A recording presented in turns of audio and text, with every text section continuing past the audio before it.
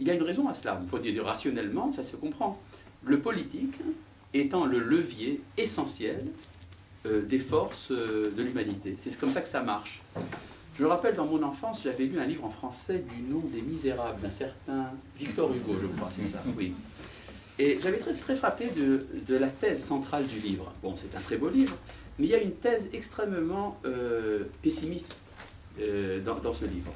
C'est que le monde est cruel, le monde est violent, et le monde amène le malheur. Mais on peut, par un peu de charité chrétienne, un peu de générosité, adoucir la douleur de ce monde. C'est comme ça que j'ai analysé le livre, je suis prêt à admettre d'autres analyses. Mais ce que ça voulait dire, de mon point de vue, c'est qu'il y avait cette idée que la société, donc le politique, n'était pas sanctifiable, mais l'individu pouvait transformer le monde, tandis que la thèse fondamentale d'Israël, celle qui a été révélée à Abraham, c'est qu'il faut d'abord passer par une identité nationale, Goy Gadol, une grande nation. Oui, très bien, mais alors dans ce cas-là, à quoi est-ce qu'on arrive? Alors vous connaissez la suite des versets. Venivrechu becha kol mishpechot ha'adama. Par toi seront bénies toutes les quoi? Les nations. C'est comme ça qu'on a l'habitude de dire cela. Par toi seront bénies toutes les nations de la terre. Problème de traduction. Si vous voyez le texte en hébreu, c'est par toi seront bénies toutes les familles de la terre. C'est-à-dire, alors qu'Abraham doit fonder une nation, ce qu'il est censé bénir, ce à quoi il est amené à donner une bénédiction, ce sont des familles, non pas des nations. Alors qu'est-ce qui s'est passé? Eh bien, il faut revenir un peu à l'antériorité du texte. Je voudrais vous lire ici un petit verset de la Bible dans la paracha de Noach. Vous allez devoir attendre que je trouve le verset. Bon, vous savez, il y a des généalogies dans le 10e chapitre de la Bible, de la Genèse. Vous avez Elle ben Shem, le mishpechotam, lilshonotam, be'artzotam, le goyehem. Traduction. Voici la liste des enfants de Shem. Il s'agit ici de la lignée sémitique. Les mishpechotam, lilshonotam, selon leur famille et leur langage. Et puis après, le verset se complique. Be'artzotam, le goyehem, dans leur pays, selon leur nation. D'abord, le texte est un peu lourd. Enfin, je reprends.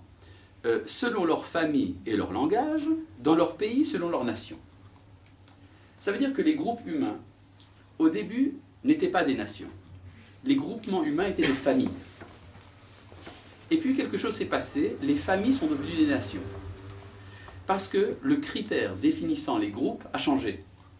Au début, les groupements humains étaient considérés comme des familles de langage. Le langage, ici, le mot lachon, ne veut pas dire la langue que l'on parle, mais il veut dire la culture que l'on porte. En hébreu, vous avez deux termes pour dire un langage. Vous avez safa, qui vient du mot lèvre, c'est ce qui est extérieur, et vous avez le mot lachon, qui veut dire la langue, ce qui est intérieur.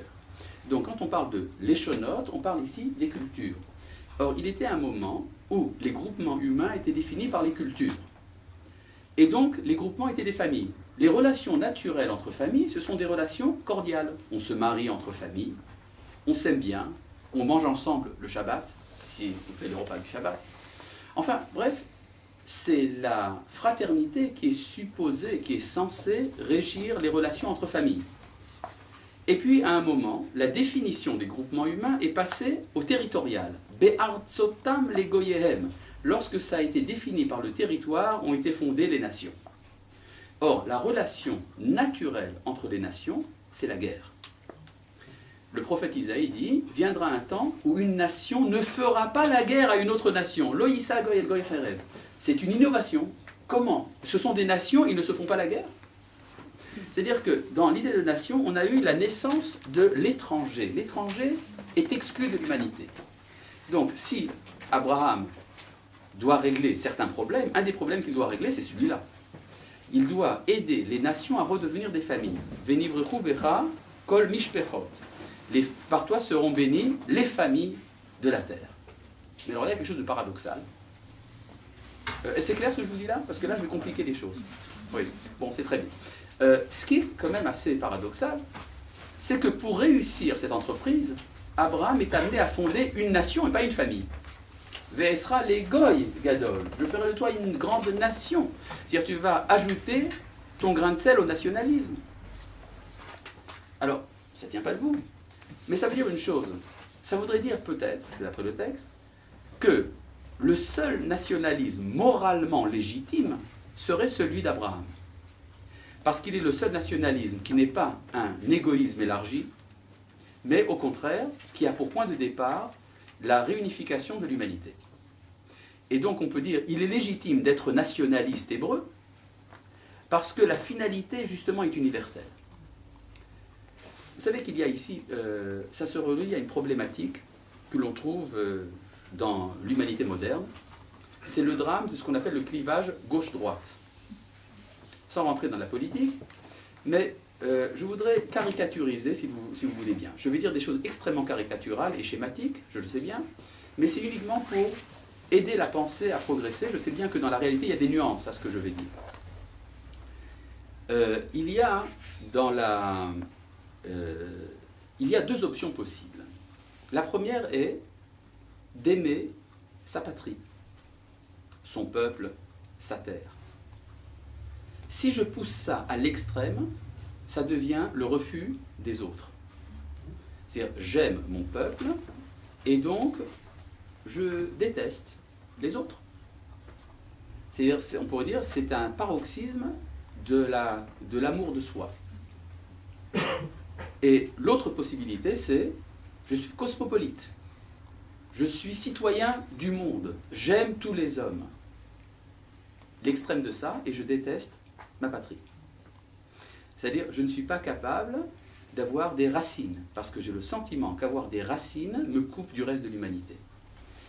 Je sais bien que dans la réalité, c'est extrêmement différent.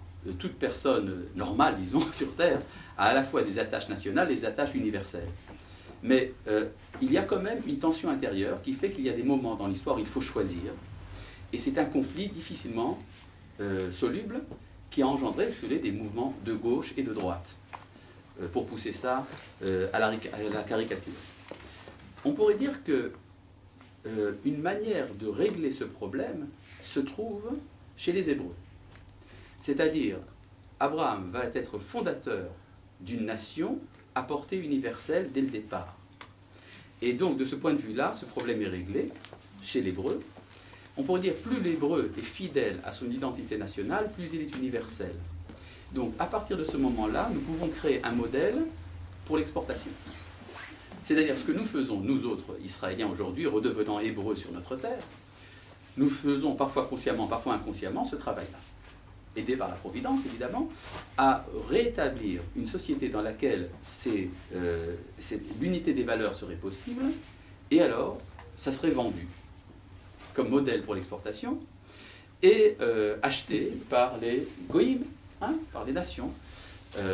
Et donc, si vous voulez, le projet au départ est un peu loin de ce qui se fait aujourd'hui, par exemple, dans les groupes dits noaquistes. Vous avez certainement entendu parler de ça, qu'il y a aujourd'hui une certaine diffusion de cet enseignement traditionnel de la halacha, de la loi juive, qui est qu'il y aurait 7 commandements des fils de Noé, qui représenteraient d'une certaine manière la morale universelle, etc., etc. Mais si vous voulez, ce projet, qui aujourd'hui commence à être bien vendu, pas très connu, on va en parler quand même, d'accord. Mais enfin, je veux vous dire que ce projet est un projet dérivé du projet originel. C'est-à-dire, le projet d'Israël, en fait, devrait s'adresser au gouvernement des entités politiques, aux chefs des nations. Et donc, s'il y aurait véritablement un discours à tenir, ça serait non pas entre des rabbins et des individus parmi les nations, mais ça serait entre le gouvernement israélien et des gouvernements sur le globe. Ça serait comme ça que, si vous voulez, la mission d'Abraham serait véritablement réalisée. Mais nous en sommes très loin, mais il est important de savoir que c'est ça qui nous gratte la tête par derrière un peu parfois. Et c'est une des modalités de ce qu'on appelle en grand et de manière un peu déformée le messianisme. Il y aurait beaucoup de choses à dire là-dessus. J'ai toujours des hésitations à employer des termes qui ont toujours des connotations pas très claires. Que veut dire le terme de messianisme? Que veut dire humanisme, etc. C'est pas toujours très clair, il vaut mieux parfois rentrer dans les détails.